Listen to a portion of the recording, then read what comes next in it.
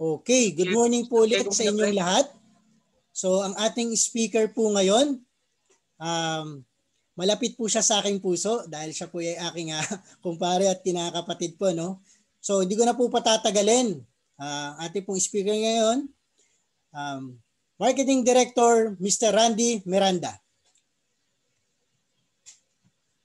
Okay, start na ba tayo, pre? Yes, start na tayo. Yan. Okay, maraming salamat Coach Joey sa napakagandang introduction. So, magandang mga lalaki at babae po kayo ngayong umaga o hapon o gabi kung saan man po kayo naroon.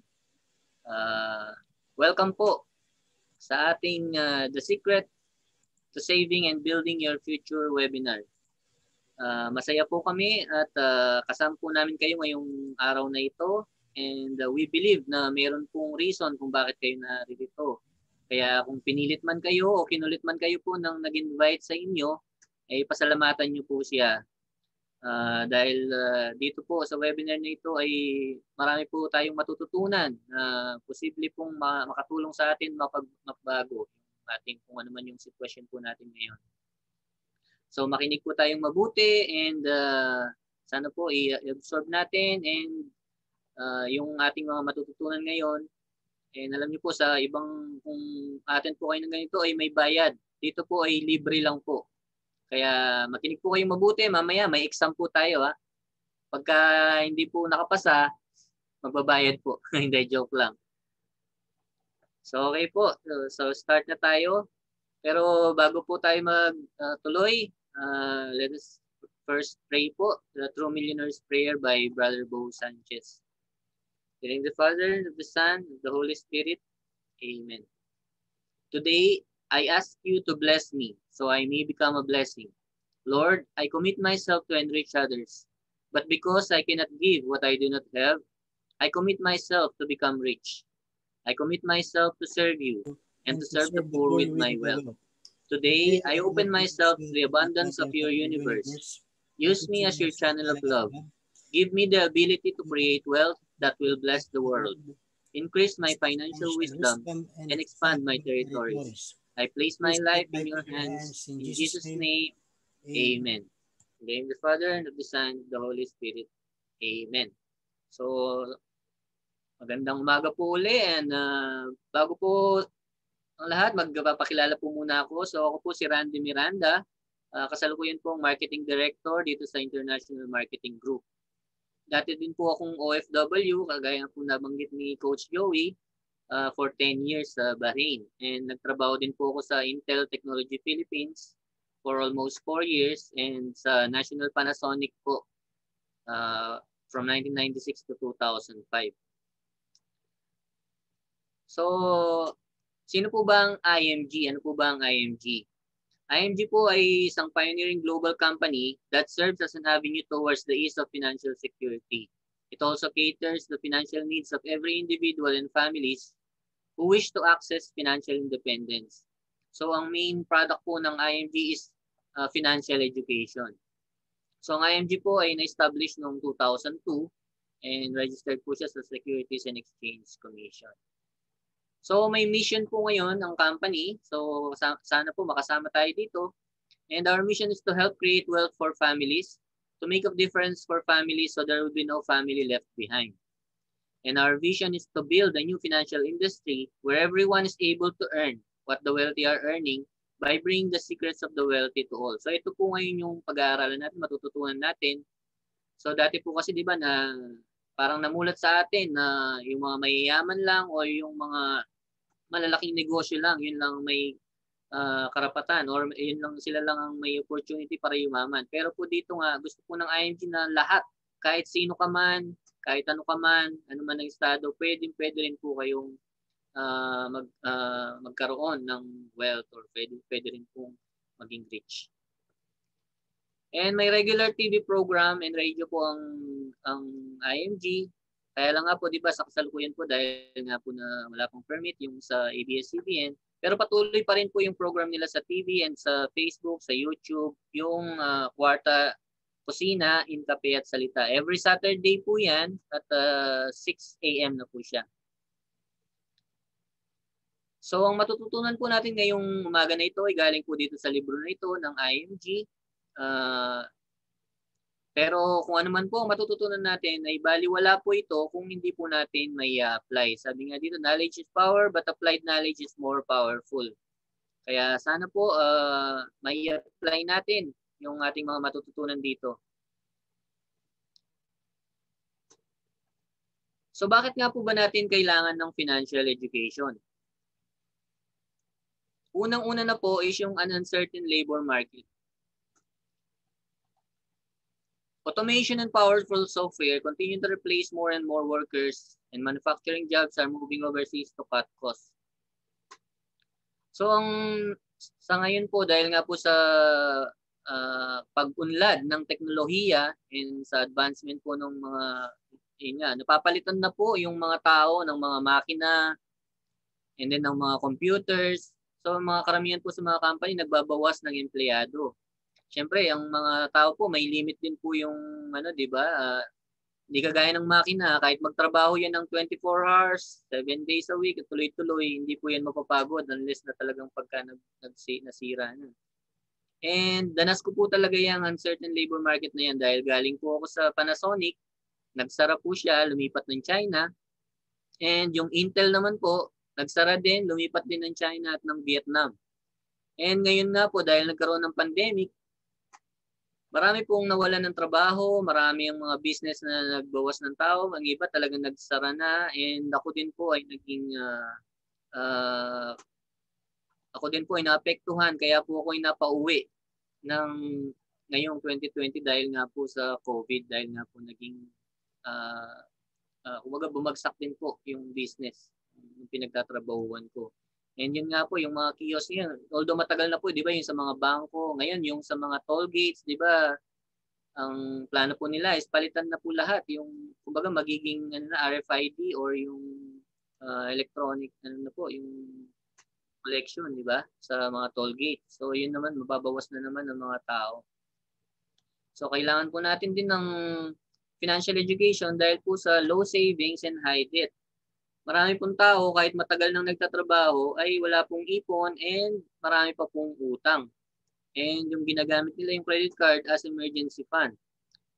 And karamihan nga po, hindi po marunong kung paano mag-manage ng kanilang mga utang, kaya nag-accumulate. Ang iniisip na lang po nila is umutang ng umutang para pambayad din sa mga dati nilang utang.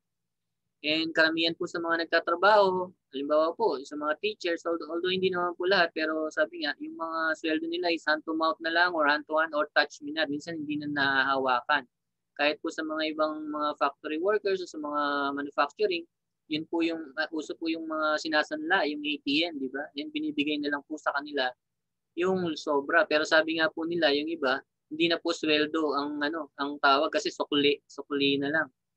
Yan po. Tapos yun nga, yung mga car loans, housing loans, salary loans are accumulated rather than investment. So, kailangan po talaga natin na maayos po ito. Kaya baon sa utang, hirap mag-retire. Marami din po, hindi lang po dito sa Pilipinas, kahit sa abroad na nagtrabaho ng 20, 30 or more years and may 60 na po, nagtatrabaho pa rin, hindi makauwi kasi walang ipon. Iisip po nila kung paano sila mabubuhay pag uwi nila dito sa Pilipinas. And pangatlo po, dito nga po sa survey ng mga senior citizens, sa 100% po ng mga senior citizens na 40% po ang nagre-rely or nakadepende sa mga kamag-anak o sa mga anak. And 20% po ang nakadepende sa charity. 30% po nagtatrabaho pa. And then yung 8% po maasa sa mga pension. Pero alam naman po natin na talagang hindi po sapat. Yung lalo na kung sa SSS o GSIS. And then 2% lang po ang financially independent or yung may sapat na naipon at investment para matustusan yung kanilang pangangailangan. Kaya ang goal po ng mission po ng IMG is mapasama po tayo sana dito sa 2% na ito na sa ating pagtanda, sa ating pagre-retire, hindi po tayo mahirapan at meron po tayong panggastos. Hindi kailangang umasa sa iba, sa charity o sa mga anak. Siyempre, alam naman po natin na kung may mga anak po tayo, magkakaroon din po sila ng sariling pamilya at magkakaroon din po sila ng mga sariling mga gastusin. So mas maganda na po na meron tayong sariling pera. And then yung pangatlong reason po bakit kailangan ng financial education is yung the high cost of education. So ngayon nga po dahil nagka-pandemic, although dahil nga po marami pong ibang mga school na talagang na nagsara din dahil nga po syempre yung mga bata lumipat na lang po sa mga public dahil sa mahal po ng babayaran, and then same din naman po yung pagtuturo. Pero kung hindi po nagkaroon ng pandemic, napakamahal po talaga ng pagpapaaral lalo na sa mga tulad ng mga sikat na school like yung LaSalle or yung mga international school. And sa ibang bansa nga po, di ba, lalo na sa Amerika, uso po yung mga educational loan, mga ganun. Pagka kasi 18 years old or above na po, sarili na nila. So nagtatrabaho sila and then nangungutang sila para sa pag-aaral nila. Pero sabi nga po yung iba, kahit nagtatrabaho na po ng more than 10 years, kahit mga professionals, hindi pa rin po nila tapos mabayaran yung kanilang mga inutang para sa pag-aaral nila. And marami po tayong maling paniniwala. Iniisip po ng iba na yung financial education is para lang po sa mga mayayaman. And naniniwala po yung iba na ang solusyon to financial challenges is borrowing money or yung pangutang. And yung iba naman po ay nagdepende sa swerte. So yung iba, kahit po pambili na lang ng bigas or pambili ng pagkain, itinataya pa sa loto or sa wedding dahil nagbabaka sakali na tumama. And many belong to a community of spenders who don't believe in preparing for their future. Sabi nga po ng iba, ba't pa ako magpapayaman? Hindi ko naman yan madadala sa langit. Pero ang tanong nga po, yung kahirapan ba madadala mo din? Di ba? Sabi nga po, hindi mo naman madala yan, at least mabigyan mo ng magandang kinabukasan ng iyong pamilya o yung mga anak, kasi 'di ba kaya naman po tayo nagpapakahirap para sa kanila, 'di ba? And then yung pang-apat po na reason is yung increasing cost of living. Pataas po ng pataas ang presyo ng mga bilihin, yun nga pong tinatawag na inflation, pero ang sahod naman po ay hindi po tumataas. Kaya kailangan po natin ng financial education dahil nga po maraming mga mababait, mabubuting tao na nagfi-fail. Maraming masisipag, matatalino, bata man o matanda ang nabibigo pagdating sa financial security. Many teachers, OFWs, doctors, engineers fail. Marami po ang kahit katulad na banggit ko po kanina, kahit matagal na nagtrabaho, nagre-retire pa rin po ng walang ipon at mahirap. Pero hindi naman po nila pinlano, hindi naman po natin pinlano na mag-fail. They simply fail to plan. Kulang sa pag-aaral. So kahit katulad ko nga din po, matagal na rin po ako nagtrabaho, more than 20 years na po ako nagtatrabaho, pero dahil nga po kulang din ako sa financial education, ay hindi po din ako nakapaghanda. Pero salamat po sa ING, salamat kay Coach Joey, na nalaman ko yung ING at nakapagsimula na din po ako ng mag-build ng aking financial future. So para po ma-overcome natin itong mga challenges na ito at para po makapaghanda tayo, kailangan natin itong mga financial concepts na matutunan na ito upang ma-build natin yung ating or ma-secure natin yung ating financial future. Unang-una na po yung X-curve. So far po ba may natutunan po ba? May mga realizations po ba? So ngayon, ito pong X-curve, may dalawa pong linya lang yan. So parang X. So, ito po yung sinasabi na X na hindi dapat kalimutan. Hindi, yung mga ex-boyfriend, ex-girlfriend, sabi, nakalimutan. Pero ito pong X-curve na to, huwag po natin kalimutan. So yung pataas na blue line ay yung money line, and then yung red na pababa is yung responsibility line. So ito po yung tinatawag nilang law of building wealth or increasing wealth, increasing your money, and decreasing responsibility. Di ba, pag bata pa po tayo, kadalasan pag nagsisimula pa lang po tayong magtrabaho, wala pa po tayong ipon. So wala pa tayong pera dahil marami pong gastusin. Lalo na kung marami po, o kung nagsisimula ka pa lang pong magpamilya, and yung mga gastos po, yan, yung mga basic needs natin, di ba? Food, shelter, clothing, pag-aaral ng mga bata, and kung may mga loan ka, nagre-rely lang po tayo sa ating active income. So nakadepende lang po tayo sa sweldo natin. Pero as we grow older, dapat po yung money line natin, lumalaki na po siya, tumataas na siya, and yung responsibility po natin or yung ating pagsisikap or yung pagtatrabaho, dapat po nababawasan na. Kasi yung pong pagtatrabaho natin, yung effort natin, dapat napapalitan na unti-unti nung ating mga investment at savings. So, yun po. No? At yun yung tinatawag po nila na income, passive income or yung money working for you. Kasi hindi naman po talaga tayo habang buhay na makakapagtrabaho. Hindi naman po tayo habang buhay na malakas, di ba?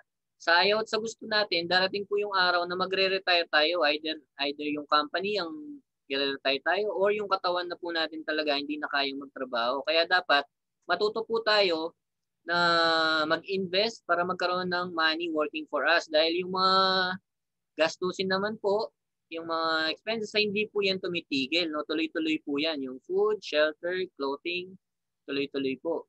Ngayon, sa buhay, yung life, meron pong if sa gitna, di ba? May if.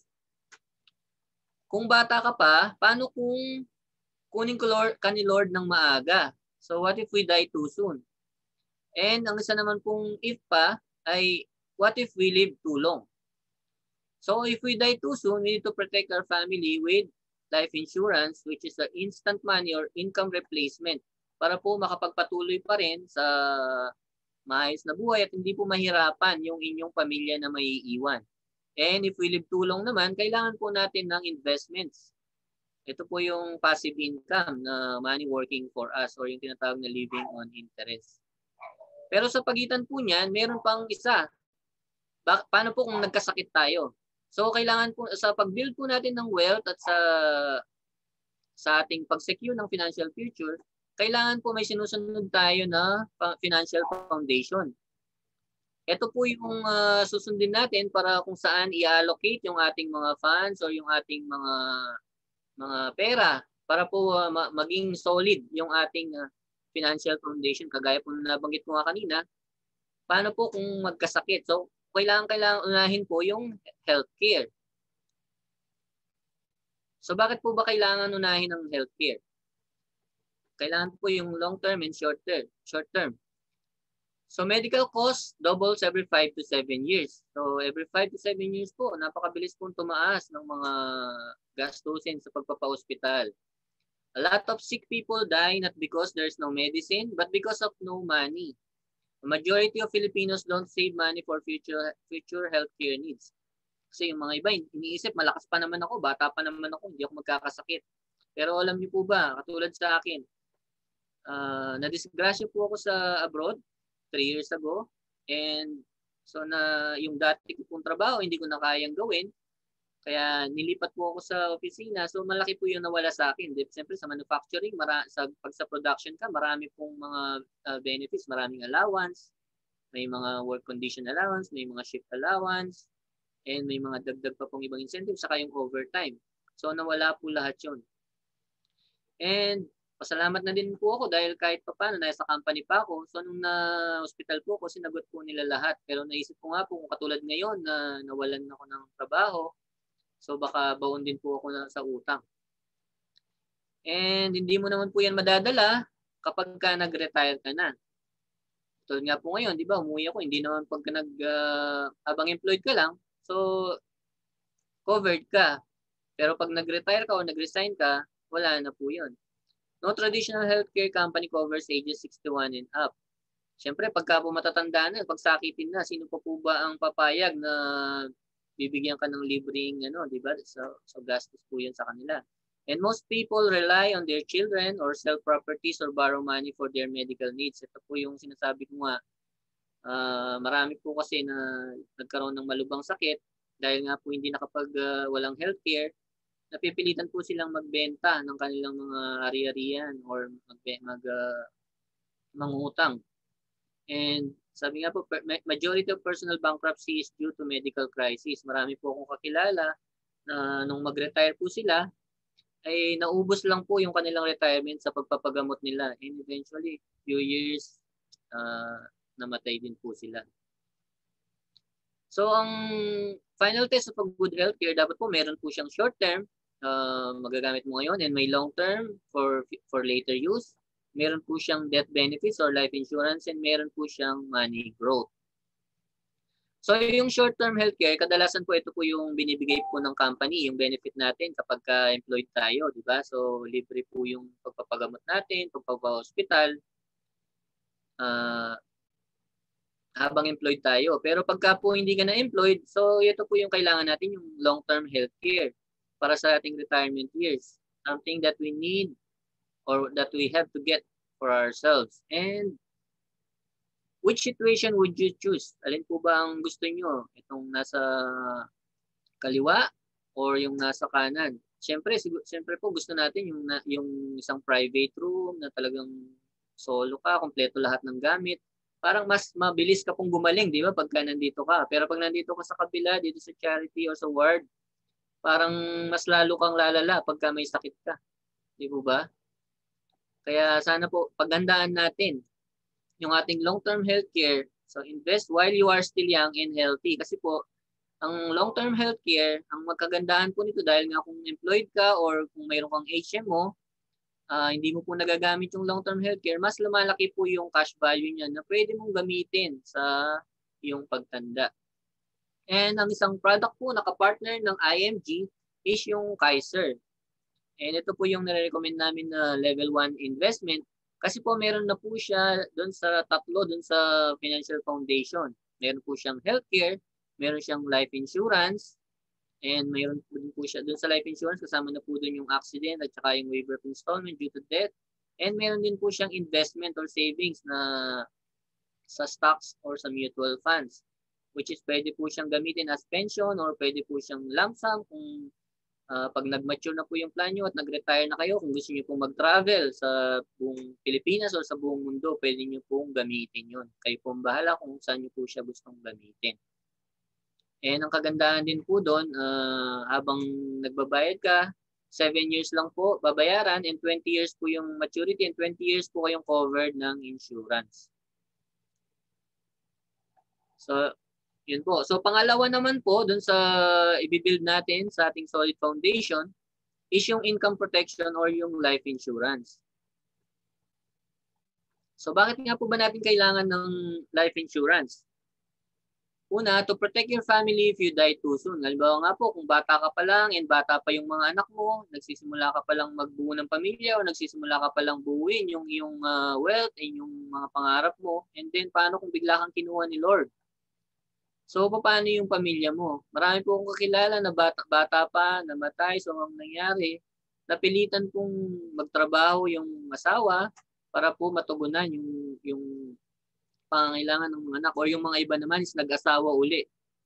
So, ang mahirap naman po minsan doon, paano kung yung napangasawa niya ay hindi po, kumbaga, hindi niya,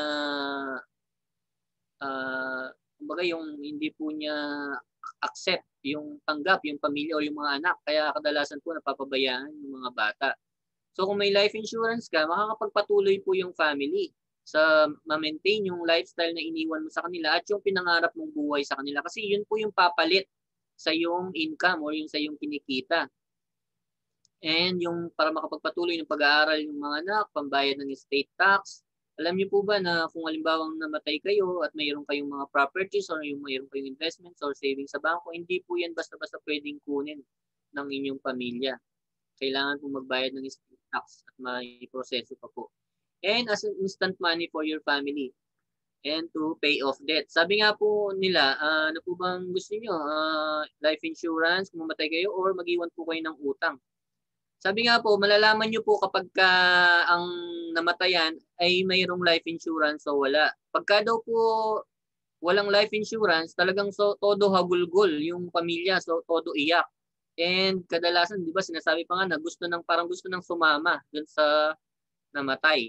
Pero kapag mo may life insurance, kumbaga, malungkot din po, pero kumbaga hikbi lang. Hindi po ganun talagang kasakit sa kanila. Dahil alam po nila, na magiging maganda pa rin yung buhay nila kahit nawala na po, lalo na kung breadwinner yung namatay. Sabi nga po, if you love your family, get yourself protected. So how much insurance do you need? So ang basic computation lang po is annual income times 10. So, kung sumusweldo po kayo ng 20,000 per month, so i-times niyo po yan sa 12 months, and then times 10. So, yun po yung magiging 2.4 million po yung kailangan yung kunin na insurance. For complete insurance needs, pwede po kayong mag-connect dun sa nag-invite po sa inyo para ma-calculate po yung tamang insurance na kailangan nyo. Depende po kasi may mga iba pa pong ano yan. Tulad nung kung may mga mortgage po kayo, may binabayaran kayong bahay, sakyan, or maliliit pa po yung mga anak nyo and kailangan nyo po ng funds para sa kanilang pag-aaral, lalo na sa college. So, magpa-compute po kayo. So, yun. And ang isa pa pong partner naman ng IMG pagdating po sa life insurance is yung Bankers Life. Ang Manila Bankers Life po is matagal na. 1967 pa siya.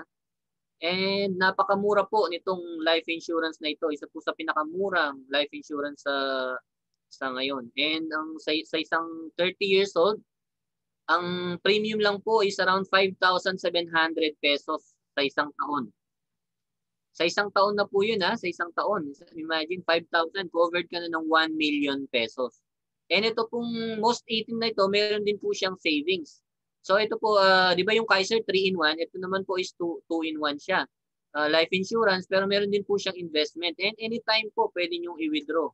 And guaranteed po siya na hindi magne-negative at guaranteed din po na yung kikitain nyo is higher than yung mga bank rates, sa yung rate of return. So kung gusto nyo rin po niyan, ng most 18, makipag-connect din po kayo sa nag-invite sa inyo or sa sponsor nyo para po ma-check kung ano yung plan na bagay po sa inyo. So okay po. So far, may natutunan po ba? Yan yung pangatlo po sa pag-build ng ating financial house o yung financial foundation is yung managed debts.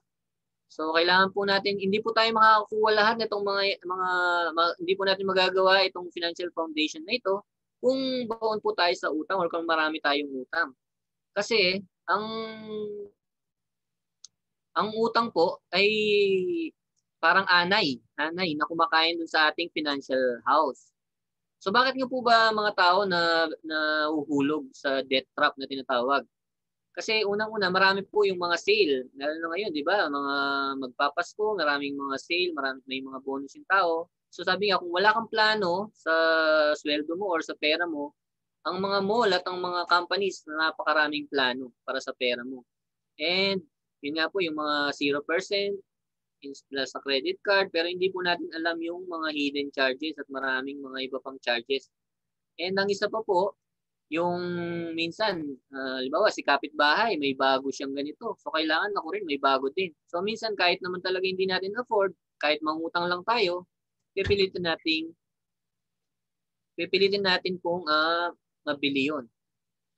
And kailangan po talaga nating baguhin yung ating pag-iisip pagdating sa pangungutang. Kasi sabi nga po, debt won't solve money problems. Hindi po yan ang solusyon para sa ating problema sa pera. And katulad nga po nung kanina, yung mga challenges, hindi po permanente ang trabaho. Anytime po, kahit gaano kaganda yung position mo, kahit gaano kalaki yung sahod mo, pwede pong mawala yan, biglaan. And do not spend money not yet earned. Ito po ang isang problema din natin. Sabi nga, marami tayong minsan binibili na hindi natin kailangan sa pera na hindi pa natin hawak o hindi pa natin kinikita.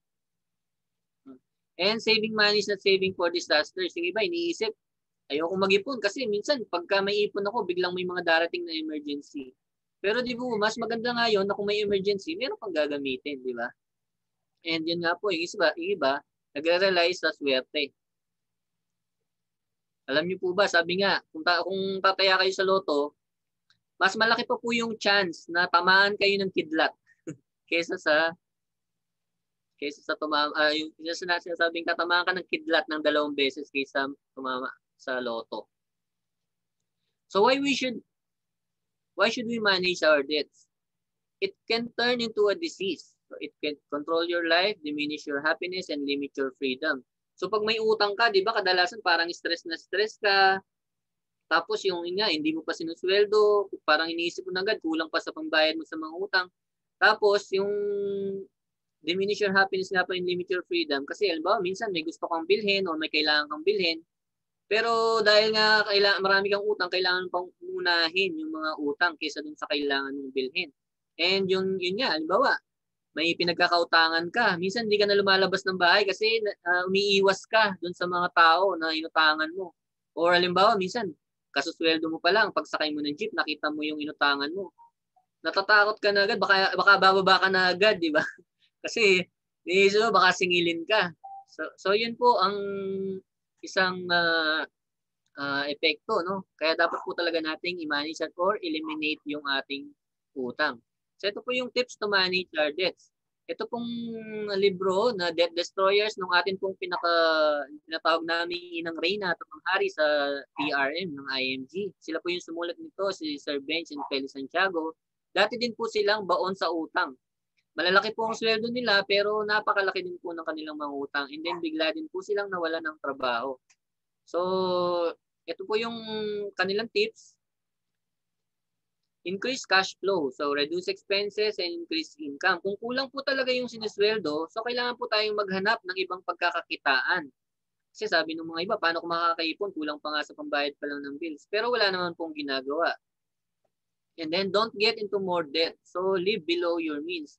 So, marami pong minsan lagpas talaga sa ginagastos yung kanilang kinikita. Kaya dapat live. Kung magkano lang po talaga yung atin, pagkasya, di ba may kasabihan nga po na sinasabi, kung maiksi ang kumot, matutong mamaluktot. Pero yung mga iba, kahit hindi na po kaya, pinipilit pa rin talaga na bilhin or mabuhay dun sa lifestyle na yun. And change the habit of spending to habit of saving. Mahirap po minsan mag-ipon kung yung mga kasama mo puro din gastador at mahilig sa pag-shopping or sa pagbili ng kung ano-ano. So kailangan po talaga dito po sa IMG, kung mag-member kayo is magiging kasali po kayo sa community ng mga savers at investors na mag-push sa inyo at mag-i-inspire po sa inyo para mag-ipon. And make a list of all debts and pay off the high interest and low balance. So yun pong pinakamalalaking interest, yun po dapat ang unahin muna. And sabi nga po, halimbawa sa credit card, kung magbabayad ka lang ng minimum sa inutang mo na kahit napakaliit na halaga, matatapos mo po yan ng 2 years na minsan may doble pa po ang binayad nyo sa interest. Samantala kung magdadagdag lang po kayo ng kahit konti dun sa credit card, matatapos nyo po siya ng mas mabilis and mas less po yung interest na babayaran. Kasi sabi nga po, di ba dapat ang goal natin is magkaroon po. So di po ba ang goal po natin dapat magkaroon ng passive income or yung money working for us. Pero kung meron po tayong utang at marami po tayong utang, ito po kabaligtaran. Money is working against us. Kasi kung gaano po kalaki yung ating mga inuutang, gaano kalaki yung interest natin, at tapos nagsisave tayo sa napakaliit lang na interest, bali wala po yun. And consider liquidating non-income assets to pay off debt. So, halimbawa po, meron tayong mga ibang properties or mga ibang tayong mga gamit na hindi naman napapakinabangan, pwede po natin yun na ibenta or kumbaga i-sale, ganun, para pambayad po dun sa mga utang. And yun nga pong panglima, get a coach to guide you. So, dito sa IMG po, marami pong mga coaches na willing po na tulungan tayo para po ma-eliminate natin yung ating mga utang, manage natin yung ating mga utang. And yung pang-apat po is yung pag-build ng emergency funds. So natapos na po tayo sa healthcare, sa income protection, manage debts, and yung pang-apat po sa pag-build ng ating financial house, yung emergency fund. So bakit po ba natin kailangan ng emergency fund? Sabi nga po sa Pilipinas, mga Pilipino, napakaraming emergency pero walang funds. And alam niyo po ba sa survey, sabi nga 80% ng mga Pilipino merong kamag-anak sa abroad. 8 out of 10. So mostly po, ang kadalasan ng mga Pilipino, ang kanilang emergency fund ay yung kamag-anak na nasa abroad. Pero po, sa experience ni Coach Joey, marami po talagang Pilipino na anytime, dahil nga tayo po talaga mapagmahal tayo sa pamilya, anytime na mayroong tumawag, may mga ilangan sa Pilipinas, kahit walang-wala po kami sa abroad, Di bali pong mangutang lang kami para may padala. And na-thinking po na pagdating naman ng emergency scenarios, and wala tayong makukuha or mabubunot. So ito po yung mga potential emergency scenarios. Una po yung loss of job. Katulad ko nga po, bigla akong nawalan ng trabaho at napauwi. Katulad nga po ngayon na nagkaroon ng pandemic na napakarami pong Pilipino ang nawalan ng trabaho, kaya marami po dahil walang emergency funds umaasa sa mga ayuda. And yun nga po yung mga kalamidad, marami pong mga nasira yung mga bahay, and yung mga sasakyan na baha, so kailangan po yan ng pagpapagawa. And halimbawa po, nasira yung sasakyan, and kung mayroon pong biglang nagkasakit, so nasira ng gamit, yung mga appliances, and yung extended elderly care. So, marami po sa atin, di ba, kadalasan kasama, katulad nga po nung nabanggit po kanina, marami pong matatanda, nagre-retire, umaasa sa mga anak. So, kailangan po natin ng emergency funds ng at least 3 to 6 months ng ating total expenses sa isang buwan. So, kung halimbawa po, katulad nung sa insurance kanina, kung 20,000 ang iyong monthly income, so kailangan at least meron ka po na 60,000 to 120,000 pesos. Yun po yung nasa bank account nyo, nasa savings account nyo na anytime na may emergency, pwede nyo pong mabunot. So, emergency fund will free you from financial stress. So, kung wala pa po kayo ng emergency fund, start nyo na pong i-build yan. So, start by saving at least 1,000 pesos per month. So, kung hindi pa po kaya yung whole month na sweldo. So, unti-unti kasi save po tayo, kaya din po natin ma-achieve natin po yan. Pero sa ngayon po, di ba, tulad yan, ilang buwan na po ba tayong pandemic? Marami pong mga iba na more than 6 months na walang trabaho at walang hanap buhay. So ngayon po, para magkaroon tayo ng emergency funds, makabuild tayo ng emergency funds at saka ma-manage ulit, kailangan po mag-save tayo the right way. Pero bago po yan, meron po tayong tinatawag na saving the wrong way. And ito po yung karamihan sa atin, kahit ako po, guilty po ako dito dahil ganyan po talaga yung ginagawa ko. So marami pong OFWs, teachers, professionals, seafarers end up with nothing after working for 20 to 30 years because they did not know how to invest correctly. And sabi nga po, mga Pilipino lang na mayroong 13th month and investing 5 years of 13th month pay or at least 100,000 will be multi-millions in retirement funds. If only we all know how to save the right way. Katulad nga po ako, sabi ko, nagtrabaho po ako sa Panasonic. Kaming dalawa ng misis ko and then sa Intel. Bukod po dun sa, di ba, may mid-year bonus. Tapos pag Pasko, bukod dun sa 13th month, meron pang Christmas bonus. So parang times 2 pa. And imagine po, kung nalaman ko lang sana to, kung ininvest ko lang po yung 13th month. Kasi extra money naman po yun eh. Kumbaga talagang dagdag, di ba? Hindi natin talaga expect yun. Pero nangyari, ginastos natin hindi natin alam. Meron po bang makakapagsabi ngayon, halimbawa kung 10 years ago or 5 years ago na 13 month, kung saan mo dinala? So, siguro po mahirap na. And nung nasa Intel po kami, marami po talagang bonus na binibigay doon. Pero hindi ko na rin po alam kung saan. Yan po. So, hindi alam yung tamang pag-receive. Kaya ang alam lang po natin is yung gumastos. Sabi nga po, alam lang po natin is yung magtrabaho para sa pera o para kumita ng pera. Pero po wala po nagturo sa atin kung paano na yung pera ay magtrabaho para sa atin. So, dun sa saving the wrong way, ito po yung ginagamit na formula. Ito rin po yung ginagamit ko dati. Ganito rin po ako. So, income minus expenses equals savings. So, halimbawa, 100% ng income, ang nangyayari, 100% din yung expenses or minsan po, higit pa. Minsan, umabot pa ng 110, 150 or 200% yung gastos. Kaya, ang ending, walang savings. Wala pong naiipon. Pero sabi po ni Warren Buffett, yung isa sa pinakamayamang tao sa buong mundo, isa po yan sa pinakakilala pagdating sa investing. Sabi niya, do not save what is left after spending, but spend what is left after saving. So unahin daw po dapat yung ipon. So kung ano yung natira, pagkasyahin. Pero sa IMG po, meron pa pong better formula na itinuturo ng IMG. So ito po, yung pangatlong concept, yung pay God and yourself first.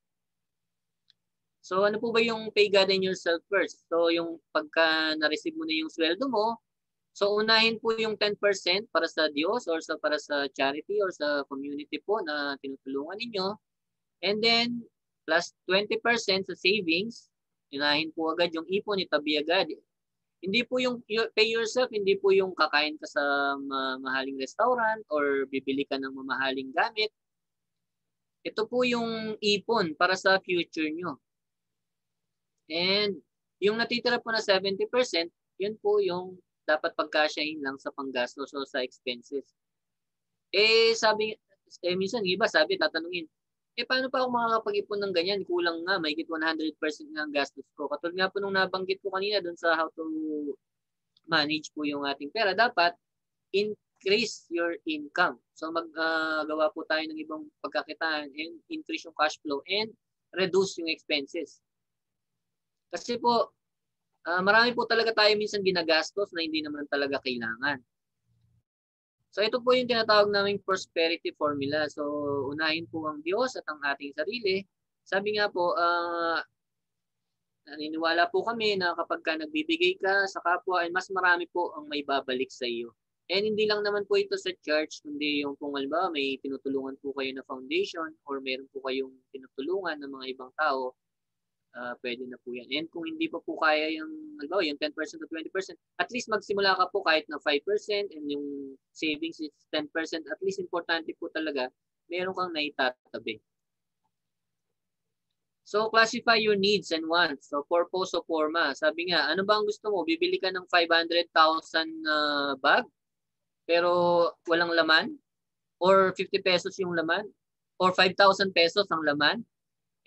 Or bibili ka ng 5,000 pesos na bag na 495,000 pesos ang laman. Tapos yung cellphone, bibili ka ng tig 80,000 or 100,000 na cellphone and bibili ka ng tig 5,000 na cellphone pero pareho din naman ang gamit, pareho din naman na makakabasa, pareho din naman na makakapag-browse, makakatawag, di ba? And sabi nga, back to basics, reduce, reuse, recycle. So yung magtipid po, lalo na sa kuryente, sa tubig. Alam niyo po, kahit na maliliit-liit na yan, na mga, sabi nga, kahit barya-barya, pag pinagsama-sama po yan, ay malaki din po siya.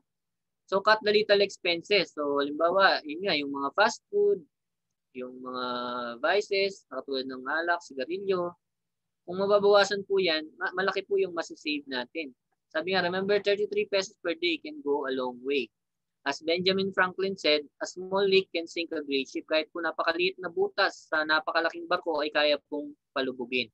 So mamaya po malalaman nyo kung bakit po yung 33 pesos ay malayo. Malayo ang mararating. Sabi nga, sana abot ang 33 pesos mo. So ang buo nagsisimula sa barya. Understand where your money goes. Sabi nga po, know your big leaks kanina. Sabi nga, small leak can sink a great ship. Sabi ni Robert Kiyosaki, assets are anything that you buy or have that puts money in your pocket. Kagaya po nung nabanggit ko kanina, so yung cellphone mo, ginagamit mo siya sa negosyo, so asset siya. Pero kung pamporma lang, dahil yung mga kaibigan mo or yung mga kasama mo, meron silang mga high-end na cellphone, bibili ka rin kahit utang, so liability po yun. So ang bahay, liability po ba or asset? Sige po, ano pong comment nyo? Ano po sa tingin nyo? Asset po ba siya or liability? Ano ba ang sabi? Coach Joey, hindi ko kasi makita yung mga ano.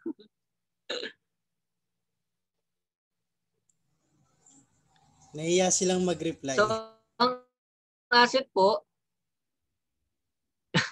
nahiya. Huwag po kayo mahiya. Wala naman pong bayad. Hindi naman po kayo ibabagsak sa exam mamaya. So yung bahay po, kung pinaparentahan or yung condominium, kung halimbawa po nasa abroad kayo or meron pa kayong isang bahay, kung halimbawa po na pinaparentahan po yan, asset po yan. Pero kung nakatiwang lang po siya, ay nagbabayad kayo ng mga tinatawag nilang dues or yung mga iba pong mga fees, so liability po siya. And ganoon din po sa sasakyan. Pwede rin pong maging asset or pwede rin pong liability. So kung halimbawa po may sasakyan kayo na nakatenga lang or hindi ginagamit, so liability po siya. Pero kung gagamitin po siya sa pagnenegosyo, like gagamitin sa Shopee or sa Lazada or sa delivery or pang-transport, so asset po siya. Sabi nga, anything that puts money in your pocket. So katulad po nabanggit ko kanina yung condominium, so ganun din. Yan po, sikat na sikat din ngayon sa, di ba, marami nag-i-invest sa condominium dahil sabi nila malaki yung returns, malaki yung upa. Pero marami din pong iba ngayon na wala, hindi rin po nila maupahan. Yung iba napipilitan din pong mabenta dahil sa dami po nang nawalan ng trabaho, wala po din silang panghulog. Sabi nga po, bawas yabang para iwas utang. O yung sabi nila, iwas luho para iwas luha. Di ba? So okay po. So far, may natutunan po ba?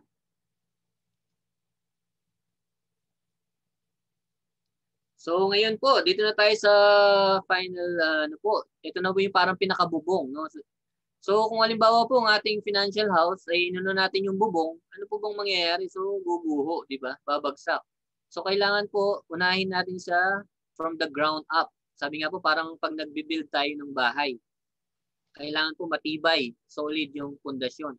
And ngayon po, syempre kung na-manage natin yung ating debts, meron na tayong healthcare, income protection, dito na po tayo ngayon pwedeng mag-invest. So kung meron na tayong nabayaran natin yung utang, nakapag-ipon na tayo, dito tayo mag-invest. Dito na po tayo ngayon sa, siguro yung mga iba po siguro na invite dahil po dito sa mga investment o din sa mutual funds.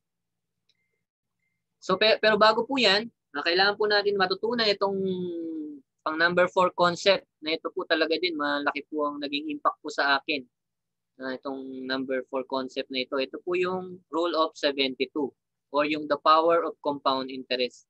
Ito po ay finomulate ni, sino po ba ito? Kilala niyo po siya? Si Lolo? Siya po yung kinikilalang pinakamatalino na tao sa buong mundo. Si Albert Einstein. So ano po ba itong Rule of 72? So ito pong Rule of 72, sabi po nito, so 72 divided by interest rate. So makukuha niyo po yung number of years kung kailan po dodoble yung pera niyo. So halimbawa po, 72 divided by 4 sa 4%. Halimbawa, naglagay po kayo sa investment vehicle na may 4% return. So every 18 years, nagdodoble po yung pera. So halimbawa po at age 29, nag-invest kayo ng 100,000. After 18 years, magiging 200,000 na po siya. And at age 65 again, plus 18 years ulit, magiging 400,000 po siya. So okay na po ba yan? Pang-retirement nyo at the age of 65, 400,000? Pwede na po ba yan sa inyo? Siguro po hindi, no? Maliit po, di ba? Kulang pa. So kung halimbawa po, mayroong mas mataas sa 8%.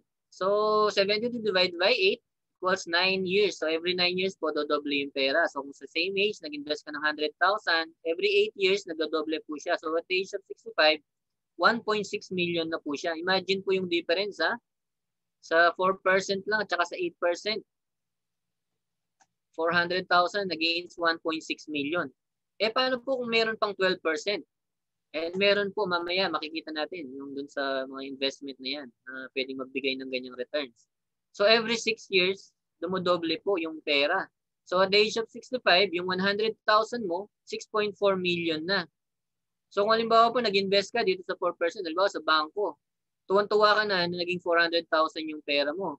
Pero sila, in-invest nila yan sa 12%, ang kinita nila is 6 million. 16 times, no? Imagine 6 million ang kinita nila, yung 400,000, yun yung ibinalik sa'yo. Di ba? Ang laki po ng difference. Pero kung alam po natin ito, pwede tayong dumirekta dito na sa 12%, di ba? So sabi nga po, it is not enough to save money. We need to grow it. So ito po yung tinatawag ng secret of the rich. Kaya po ito yung sinasabing secret to saving and building your future.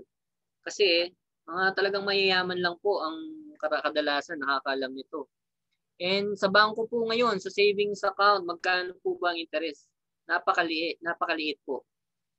I think ngayon is less than 0.2% na lang. Or sabihin natin pong 1%. 1% ng savings account or sa time deposit. So 72 divided by 1, ilang years po? 72. So yung 100,000 mo, after 72 years, so kung 30 years old ka ngayon, pag nag 102 ka na, yehey, madodoble na yung pera mo. Magiging 200,000 na. Pero buhay ka pa kaya nun? Abutin mo pa kaya yun?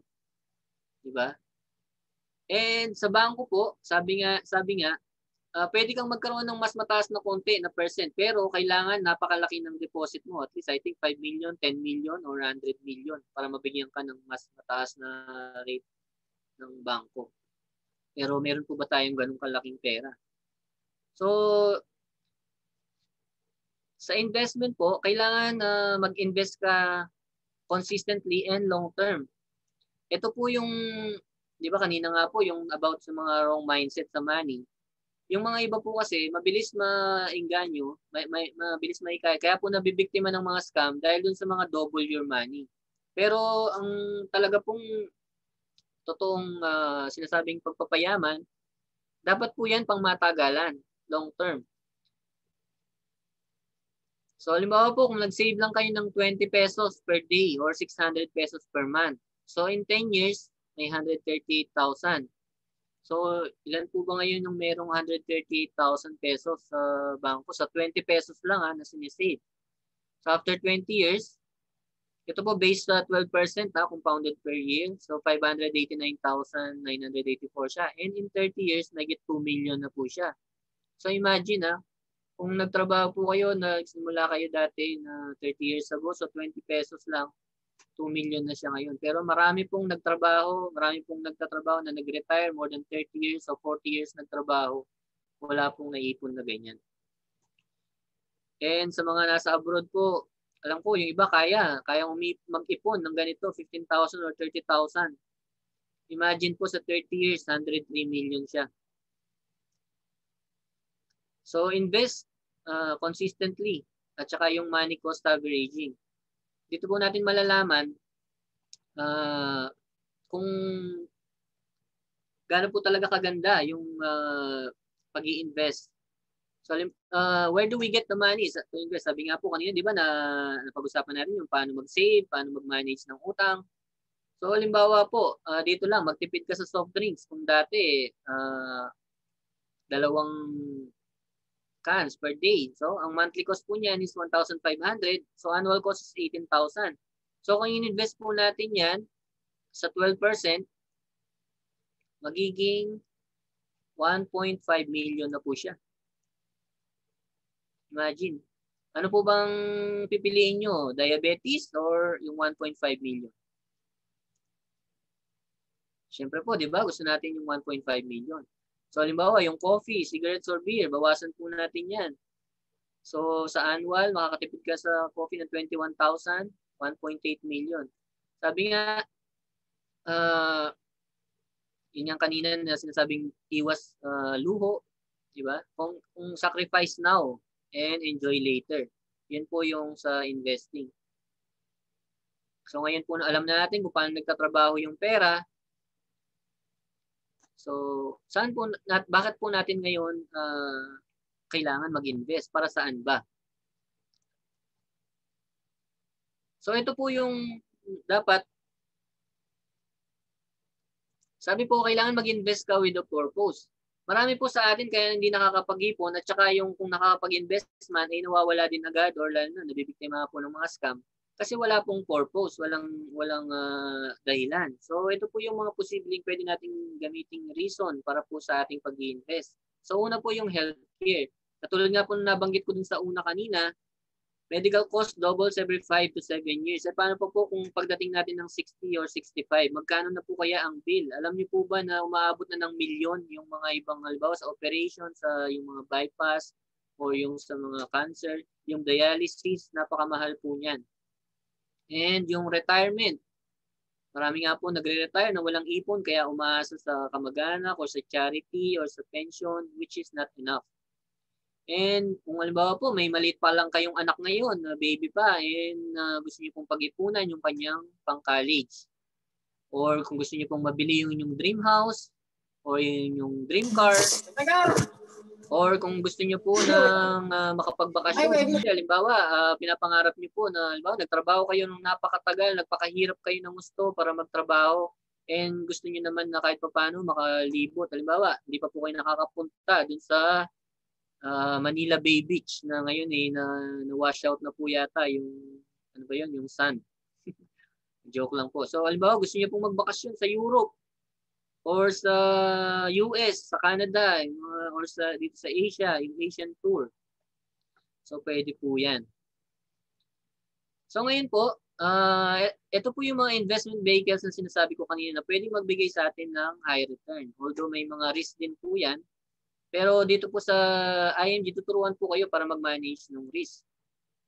So ang stock market po, meron pong dalawang klase, yung direct at indirect. Which is yung indirect is yung mutual funds. So dito po muna tayo sa indirect. So is para din po yan palengke. Pero imbis na mga goods po ang binibili natin, ang binibili po natin yung mga companies, mga shares ng companies. So sa mutual fund po, ito po ay indirect. So pag sinabing indirect, hindi po ikaw mismo ang magma-manage nung investment. Ito po ay minamanage ng isang professional na individual na ito po ay hindi po talaga basta-basta. Ang mga umahawak po ng funds diyan ay mga dating mga secretary ng finance o matatasang posisyon sa government o sa mga bangko. Kaya po sigurado. So halimbawa ikaw, parang sabi nga po, halimbawa pa yung pizza.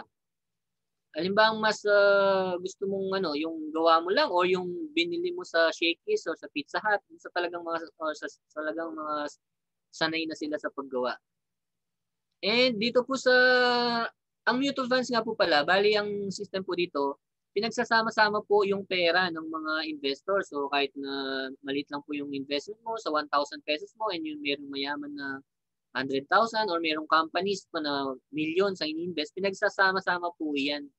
At mayroon nga pong fund manager and i-invest po sila. Sila po yung magde-decide kung saan po magandang ilagay yung ating pera para mag-generate po ng profit o ng returns, and then ipapasa po yan sa investor. Ang kagandahan po sa mutual fund, kahit po mayaman ka, kahit napakalaki ng hinulog mo, same po yung return na ibibigay sa kanila, pantay-pantay. Hindi po kagaya ng nabanggit ko nga sa bangko, kung maliit ang investment mo, napakaliit ng interest, pero pagka yung mga tinatawag nilang parang VIP or preferred, mas mataas ang rate na binibigay sa kanila.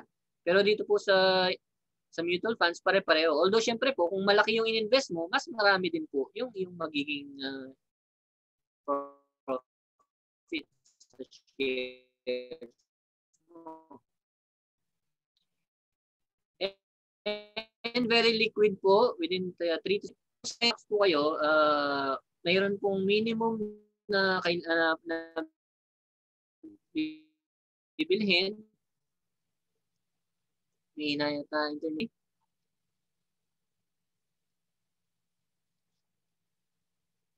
Coach Joey, okay pa yung audio ko? Yes, bro. Okay naman po. Okay, bro. Okay. Okay, thank you. So, diversified po. Ito po yung kanina, di ba si Warren Buffett nga yung nagsabi dun about savings. Ito naman po yung sinasabi niya, do not put your eggs in one basket. So dito po sa mutual funds, diversified po. At least 10 company na agad ang meron kayong investment. So kung halimbawa po na bumagsak or malugi yung isang company or dalawang company, meron pa pong ibang natitira. So siguro hindi naman po agad malulugi yun. Halimbawa kung sa SM, sa Jollibee, sa Meralco, sa PLDT, San Miguel, mga malalaking kumpanya po yan. Hindi po yan basta-basta babagsak. And dahil nga po sa low capital lang, sa kahit maliit na sa 1,000 pesos po, pwede na kayong maging shareholders ng mga malalaking companies. Tulad ng nabanggit ko kanina. And very transparent po. Yan, makikita po lahat nyo yan sa kanilang website, lahat po ng mga performance nila, yung kanilang mga share prices at pati yung history po. And pinapadalan din po tayo ng statement of account every quarterly. And tinatawagan din po tayo, invite po tayo sa kanilang mga shareholders meeting. So di ba parang masarap, parang pinapangarap ko lang dati na maging shareholder, parang ng mga kumpanya. Di ba parang sarap sa feeling na parang kasali ka na sa mga malalaking kumpanya. And then, yung strong track records. Ito po, ang mga partner po na companies na mutual fund ng IMG ay mga top at talaga pong magaganda po yung mga performance nila. And safe and secure. Ang mutual fund po ay regulated po siya ng SEC at talaga pong mayroon po silang mga custodian bank at hindi po hinahawakan yan ng fund manager. Wala po sa kamay ng fund manager yung pera. May mga custodian bank. Kaya secure po siya. And gains are tax exempt. Dahil po sa mayroon pong batas na about nga po dun sa investment para maingganyo po yung mga Pilipino na mag-invest. Pero kahit nga po ganito, marami pa rin po talaga hindi alam or hindi nag-i-invest. And mas gusto pa po nila yung mga biglaang, kaya po maraming nai-scam dahil dun sa mga biglaang double your money or biglaang kita. Pero kung tutusin po, dito sa mutual funds, mataas na yung rate of return, exempted pa. Samantalang sa bangko po, di ba, sa savings account, napakaliit na nga po ng interest, meron pa siyang tax. Although dito po sa mutual funds, tsaka sa direct investing sa stock market, meron pong mga risk. Dahil nga po katulad ngayon, dahil nagkaroon ng pandemic, bumagsak. Pero alam niyo po ba, within the last, kasi po nagkaroon po kami ng IMG convention last Sunday lang, and si Rex Mendoza po, isa po sa mga guest doon at speaker, siya po yung president and chairman ng Rampber Financials. Yung Rampber Financial po, sila po yung nag-handle ng mutual funds ng IMG. And sabi po niya, within the last 2 weeks lang, nag-gain na po ng 19% ang tinaas na po ng market. Kaya sayang, sana kung nakapag-invest po tayo talaga ng marami nung pandemic kasi yung iba natatakot, akala nila lalo pang babagsak. Pero based sa history na po naman yan, talagang fluctuating po yan. And pag bumagsak yan, siguradong tataas pa rin po siya. Kaya talagang kailangan po natin mag-invest sa long term. At saka yun po yung sinasabi dun sa investment na yung mga purpose po natin. Dapat na yun po tayo mag-focus. Okay, example po dito sa PhilEquity na lang. Ito pong PhilEquity, bali ito po yung investment ng SM. So, and ng BDO. So, kung nag-start po siya almost 1 peso lang noong 1994. So, kung nag-invest po kayo ng 100,000, noong 2017 is 3.6 million na po siya. So, 3,500%. Imagine. And annual ano po niya is 16%. Di ba kanina napag-usapan po natin yung 12% return. So, ito 16% po ang kanyang return. Napakataas, di ba? So kung alam lang po natin yan noon. And actually po, nung 2019, last year, mabot po yan ng almost 40 pesos. So yung 100,000 nyo po, kung nag-invest kayo noong 1994, almost 4 million na siya. Ganun po kalaki. So ito po, SSS invest in 3 billion in mutual funds. So magdudulo ka po ba or mag-isip ka ba na scam to? Dahil itong kahit malalaking companies o mga katulad niya po ng SSS nag-i-invest din sa mutual funds. And ito po yung nabanggit ko kanina, yung mga kapartner po ng IMG, handled by Rampber Financials. Yung direct stocks naman po, may kapartner po ang IMG, yung MyTrade. Although dito po talagang kailangan po ng oras at kailangan talaga ng malaking capital din. Kasi po dito, direct ikaw mismo ang pipili ng shares, ikaw mismo pipili ng company na bibilhin mo. Pero sabi nga po, dahil malaki yung capital kasi mayroong minimum po na bibilhin na kailangang shares na pwedeng bilhin. So yun po yung ano. So dito sa IMG, ang mission na po namin is ma-provide yung financial education sa lahat ng mga Pilipino at magkaroon po ng financial security ang bawat pamilya. So, kaya po, paano po ba nakatulong ang IMG sa amin? So katulad ko nga po, tulad po nila, si Malvin and Martin Liang, isa po sa mga big leaders din po namin. Dati din po sila sa Intel. And dahil nga po nagsara din ng Intel, mga high school graduates po, mga machine operator, pero ngayon po ay very successful po sa IMG. Si Greg Sumihig, dati pong janitor, and si Jared. Actually ngayon po nung convention, narinig ko rin po yung kwento nung isang dati pong security guard sa Macau. Ngayon po ay CEO na sa IMG. And meron din pong professional. Ito po nabanggit ko kanina si Sir Bench and Feliz Santiago. Ito po si Dr. Jaime at saka po si Joe Lorenzo. Mag-asawa po sila. Pareho po silang doktor pero full-time na po ngayon sila sa IMG. At meron din pong mga lawyers, marami pong mga, kahit mga abogado, pulis, nakasali po sa IMG. Kaya kung may duda pa po kayo sa legality ng IMG, palagay ko naman po, hindi po siguro sasali itong mga ito kung alam nila na illegal po. So how can IMG help you? So ang IMG po, para po siyang membership shopping, para membership platform po siya, kagaya po ng SM Advantage, SNR. So pag nag-member po kayo, makakakuha po kayo ng mga discounts and privileges sa halagang 5,000 pesos lang po kung sa Pilipinas. Pag sa Philippines, 5,000 yung membership. Pag sa ibang bansa po, iba-iba po yung yung bayad. And ito po yung makukuha nyo sa pag nag-member po kayo sa IMG. So unang-una po is yung free ebook. Ito po yun nga yung mga iba sa mga pinag-aralan po natin ngayon. Nandiyan po lahat. And nandiyan din po lahat ng mga strategies, yung mga tips, kung paano po natin ma-manage ng tama yung ating perang pinaghihirapan. And yung free ebook na financial workbook po, magiging guide nyo rin po ito at parang may mga exercises po habang umattend kayo ng mga financial workshops. Dito po sa IMG, libre po, paulit-ulit yung financial trainings. Pagka po nag-member kayo, magkakaroon po kayo ng portal sa online, anywhere, anytime, kahit nasaan po kayo sa buong mundo, ma-access nyo po yun. And dito po sa IMG, pwede nyo pong i-apply lahat ng mga natututunan nyo. Hindi po nga po kagaya dati na pag-attend ka ng mga trainings, napakamahal ng babayaran and hindi mo naman alam kung paano mo i-apply o kung saan mo gagamitin. Dito po sa meron po kayong free financial check-up. Sabi nga po, di ba, kadalasan ng Pilipino nagpapa-check up yung sa medical, yung sa katawan. Pero hindi po tayo nagpapa-check up sa bulsa. Kumbaga, ito po yung kadalasan, sabi nga, mas maraming sakit sa bulsa ang mga Pilipino. Tapos kung gusto niyo pong maging registered financial planner, may exclusive discount price din po tayo. And ito po, automatic po pag nag-member kayo, meron po kayong 100,000 pesos na accident insurance. And dito po sa Fidelity, magdagdag lang po kayo ng 500 pesos. May insurance na po kayo ng 50,000. And yung free frames po, 2 frames sa 1 taon po yan. Pwede, libre po. So yung salamin lang po ang babayaran niyo. And access po sa ito po, may free unlimited consultation sa Kaiser. Pwede po kayong magpa-check up and discounted din po yung inyong mga family members.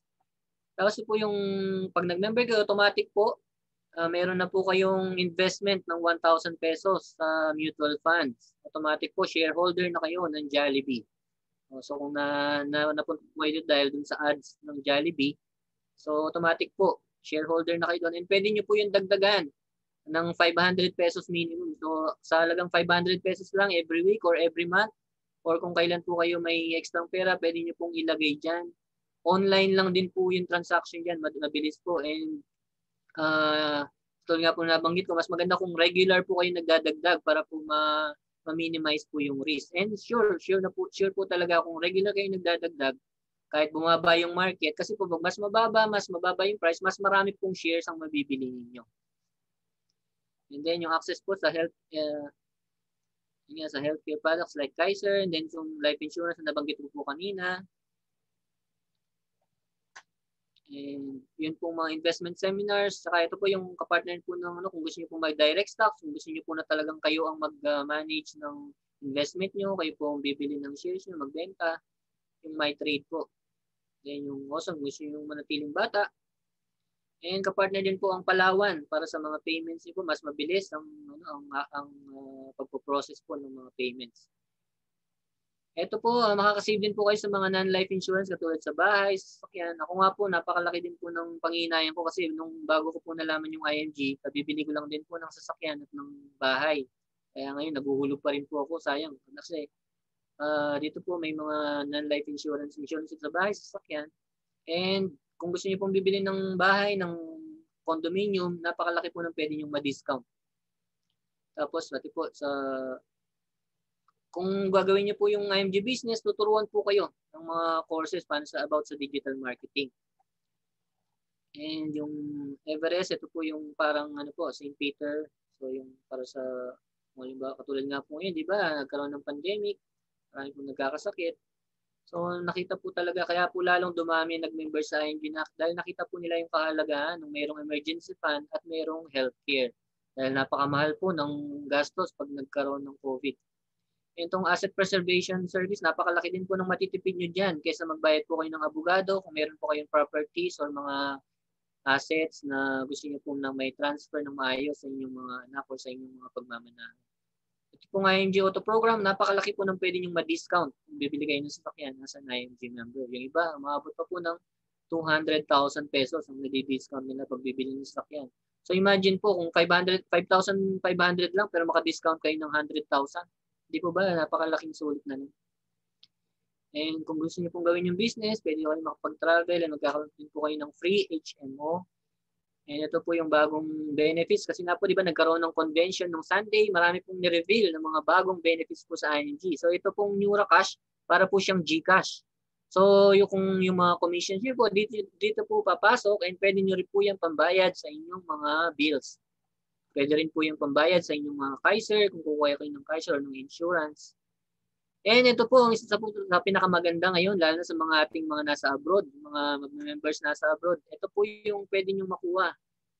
500,000 na accidental death, burial benefit, accidental sa membership niyo po na ibabayad lang na I think around mga 9,000 pesos pag nasa abroad. Ito po ang ang benefits po ninyo pag nasa abroad. So ayan po. So kung gusto niyo po pong malaman yung details and gusto niyo pong magpa-member na sa IMG, so mag-connect po uli kayo sa nag-invite po sa inyo. And kailangan niyo po ng magkaroon din po ng financial check-up para ma-check po yung ano po ba yung pinakamagandang savings and investment plan para sa inyo, para po matupad nyo. Halimbawa po, sabi nga, ang pagre-retire po is hindi lang naman po sa edad. Depende po yan sa ipon or sa savings. Pwede kang mag-retire at the age of 30 or pwede kang mag-retire at the age of 65.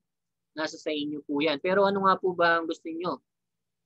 Gusto niyo po bang mag-retire ng malungkot at broke? Sabi nga, yung walang ipon, walang pera. Or mag-retire ng masaya at maraming pera.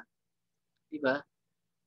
Sabi nga po, mahirap. Sabi nga po nung isang founder namin sa IMG, isang pinaka-leader namin, si Sir Noel. Sabi niya, mahirap ang maging mahirap. Madali ang maging mahirap, pero mahirap ang maging mahirap. Di ba? Mahirap maging mayaman, pero masarap ang maging mayaman. Di ba? Tsaka ang pagiging mayaman po, hindi lang naman po dun sa pagkakaroon ng sabi nga, ng mga luxuries or mga expensive things. Ang pagiging mayaman po is yung makapagbigay ka ng magandang buhay sa iyong pamilya. Di ba? At makatulong sa kapwa. Lalo na po, yan po ang isa sa talaga pinakamasaya ng pakiramdam, yung makatulong ka sa iyong pamilya at makatulong po sa iyong kapwa. So here's the good news. Whatever situation you are in right now, you can make a change. You can go from being broke to being blessed. You can zero out your debts. You can start today. So kahit nga po maraming pagsubok, maraming mga kalamidad, mga unos na dumaan po sa ating buhay, lagi po tayong manalangin, lagi pong may pag-asa. At ito pong IMG, kung bibigyan niyo po ng pagkakataon na matulungan po namin kayo, baka ito po ang maging daan para po mabago yung inyong sitwasyon. Katulad po nga namin ni Coach Joey na dati pong OFW pero nawalan din po ng trabaho. Pero ngayon nagkaroon po ng bagong career dito sa IMG. So mag-connect po kayo doon sa nag-invite sa inyo para po mabigyan kayo ng financial check-up or kung interested po kayo na mag-join. Dahil po limited nga po yung oras natin, meron pa pong gagamit na meeting ito. So it's all about love. Love yourself, love your family, and love the people around you. Love one another as I have loved you. We did it, you can do it too. Join our mission now. Kaya ngayon, sumali na po kayo sa IMG. And tulungan po natin ang mga Pilipino na magkaroon ng financial freedom. So dati po nung bata ako, laging natanim sa isip, di ba? Mag-aral kang mabuti para magkaroon ka ng magandang trabaho, para magkaroon ka ng magandang sweldo. Pero kahit lumaki ang sweldo, parang bakit ganun? Parang hirap pa rin. Kasi nga po, kulang tayo sa financial education. And at the same time, sabi nga po dati, hindi kaya yaman sa pag-empleyado. Hindi kaya yaman sa pagtatrabaho. Pero dito po sa IMG, nalaman natin, at ako personally, nalaman ko po talaga na kahit ordinaryong tao ka, kahit nag-earn ka lang ng minimum na salary, kaya mong maging milyonaryo. Imagine, mag-save ka lang ng 20 pesos per day. Yung 33 pesos per day, 3.5 million na siya in 30 years. If we know where to put our money. So, to God be the glory po. And maraming salamat po. Sana po may natutunan kayo at sana po maging kasama namin kayo sa mission para po matulungan po natin ng Pilipinas. Sabi nga po ni Boss Rex Mendoza, napakaganda po ng future ng Philippines. Although sa ngayon po ay negative yung ating growth, yung GDP, pero next year napakataas po ng projection, ng positive po ang outlook ng economy ng Pilipinas. At ang kagandahan nga daw po sa Pilipinas, hindi po tayo nangungutang ng malaki sa ibang bansa, nangungutang tayo locally. Ibig sabihin, yung sa mga ating mga bangko, sa mga financial institution, dito po tayo nangungutang. So, mas malaki po yung chance na talagang makabangon po tayo uli. So, maraming salamat po uli. Mag-connect po kayo sa inyong mga nag-invite sa inyo para po sa inyong next step. So, okay po. Maraming salamat. So yan, congratulations sa ating lahat at salamat parang Randy, Coach Randy, sa napaka-informative at talagang realization. Ang dami talaga naming natutunan. So yun lang po, bali sa mga tanong po, pwede po kayong mag-connect sa mga nag-invite po sa inyo, sa mga sponsor nyo po. At kung gusto nyo pong masagot namin ang inyong mga tanong, pwede nyo po kaming i-message sa aming Facebook, Joey Rosconde po at si Randy Miranda po. Pwede nyo po kaming i-add. So muli, God bless us all po. Coach, at Joey, mag-ingat po tayong lahat. Picture tayo. Yes. Okay. Okay lang po bang picture po tayo? Mabilis lang po. Pwede pong paki-on po yung ating camera para makita po namin yung inyong magaganda at mga gwapong mukha. Alam po, mabilis lang po. So, yan So, smile po tayo. 1, 2, 3. Ayan. Okay. Okay. So, maraming salamat po. Congratulations po. po. Ang tagal na nga. Ano pa yun? Friday lang. So, okay na, Coach Joey.